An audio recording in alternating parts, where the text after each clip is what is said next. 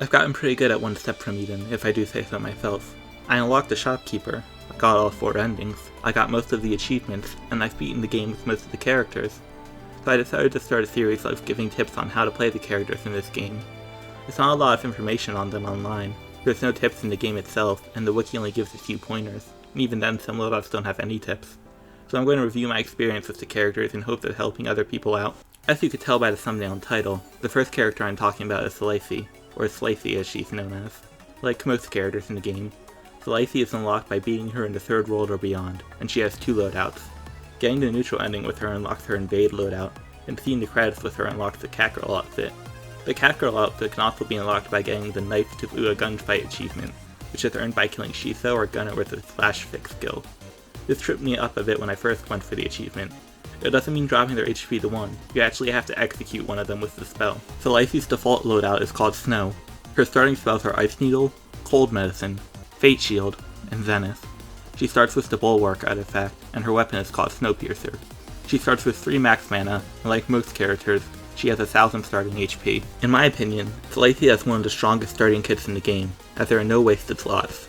Every aspect of her kit contributes in some way to the fight, and many parts combo well with each other. Let's start out with the simplest aspect of her loadout. Bulwark gives her 40 shield at the start of combat. There's nothing much to discuss here. It's pretty good in your early game, as you'll be able to face tank a hit or 2 and keep your HP full. Later on the artifact becomes less useful, but hey, as the tip of the card says, it's free shield estate. There's really nothing to complain about here. Cold Medicine and Ice Needle are used to inflict Frost. Frost does nothing on its own, but stack it 3 times and you'll deal 150 damage. Cold Medicine might seem counterintuitive since it heals 40 damage, but trust me, you'll definitely want to use this skill.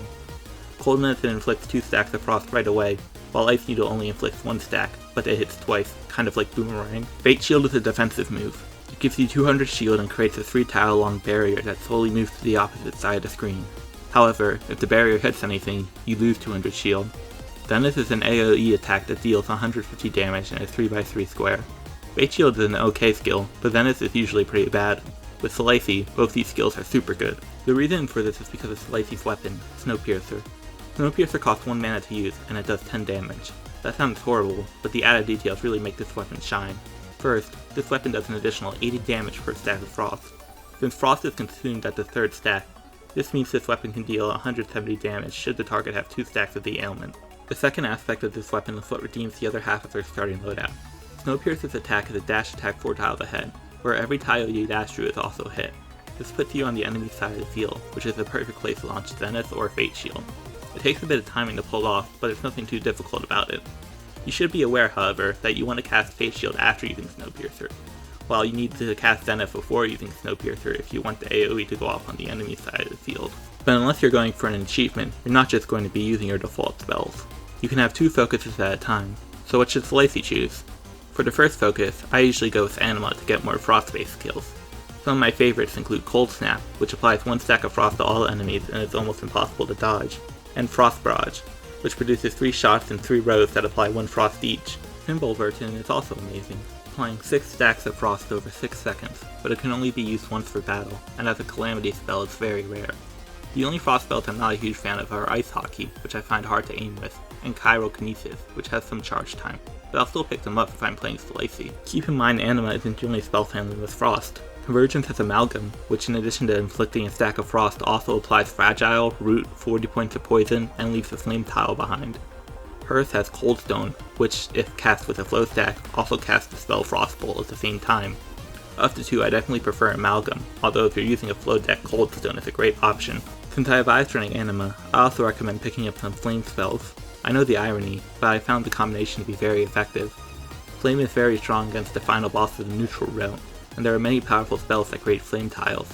Ring and Firer and Firewall may not do that much damage, but they create a bunch of tiles. Flameburst and Firestorm can create a lot of fire tiles too, although they're rare spells. You can do pretty big damage and keep your fire going with Combust, and you can create a shot from each flame tile with Salamander. What's more, each Salamander shot that hits also leaves a flame tile. Even a few of these spells can leave the enemy's side completely ablaze. As for your second focus, it's going to be pretty much the same for every character, Phalanx.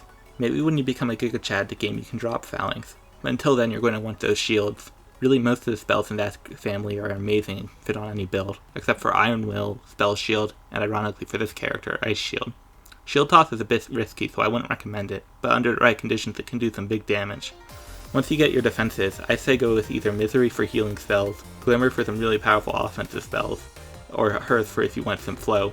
Convergence is also a very safe pick that goes well with almost any deck, so I find Selicy doesn't appreciate it as much. Let's move on to artifacts. There are a bunch of artifacts that involve frost somehow. The two best ones in my opinion are Cold-Blooded and Toothpaste, Choco Mint Chip. Cold-Blooded has every enemy start with a stack of frost. That's a free 80 damage on every enemy at the start of combat, or a single cold medicine to fully max out frost. Choco Mint Chip slows anyone down who gets a stack of frost applied to them for a little bit. Pet Kitty is amazing on anyone, shooting out projectiles that inflict frost with each spellcast, but Selicy's natural playstyle makes her really like the cat. Too bad it's such a rare find though. A lot of other frost-based artifacts involve fully applying the ailment. You'll be dealing slightly less damage, and will probably take a bit longer, but you might want to ignore Snowpiercer and start going for full frost stacks if you come across these. Sunglasses can create frost explosions when frost damage is dealt. Snow Boots root the target for a second after frost damage is dealt. Mint Tea restores a bar of mana when frost damage is dealt. Ice Flow creates a flow stack when frost damage is dealt. You get the idea, there are quite a few of these. If you took my advice on getting fire spells, Thermite, Cytrine, and Molten Core all give bonuses when flame damage is dealt. Tinder creates a flame tile when 100 damage is dealt in one hit. I think that about covers it for Snow Selicy, so let's move on to her unlockable loadout, Invade. Selicy retains Cold Medicine and Zenith from her Snow build, but she trades out the other spells for Frostbite and Crossfire. She swapped out her artifact for cool shoes, and her new weapon is Fairfrozen. She still starts with 3 max mana and 1000 HP, but her natural mana regeneration is among the lowest of all characters. This time I'll start by talking about Fairfrozen. On the surface it's pretty similar to Snowpiercer, since Selicy is still dashing forward to attack. However, these two weapons are pretty different from each other. Fairfrozen only moves Selicy forward 3 spaces, and she'll unleash 4 attacks for 10 damage on the tile she's standing on and 1 in front of her.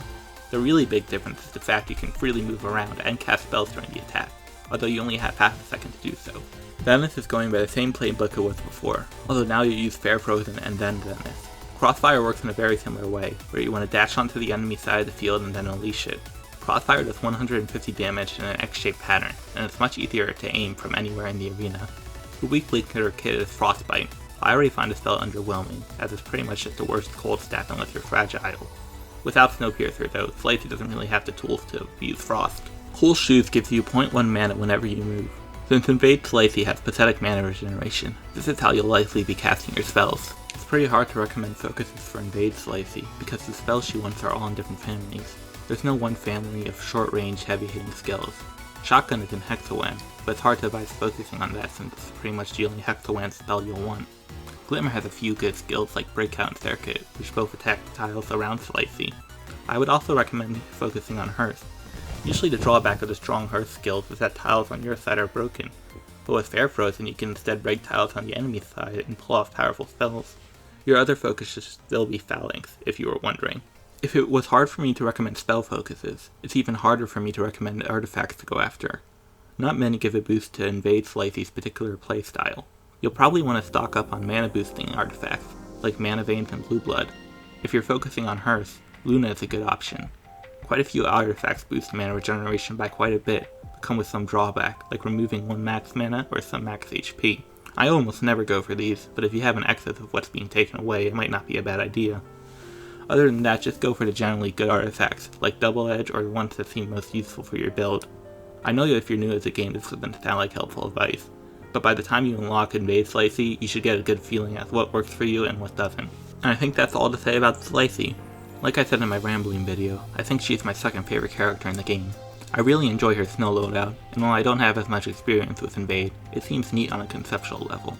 She might not be able to do crazy amounts of damage that some other characters can, but her frost punishing makes her strong, and her ability to cross enemy lines allows her to use spells few others can effectively. If you have any tips on how to use Selicy I didn't mention, leave them in the comments below.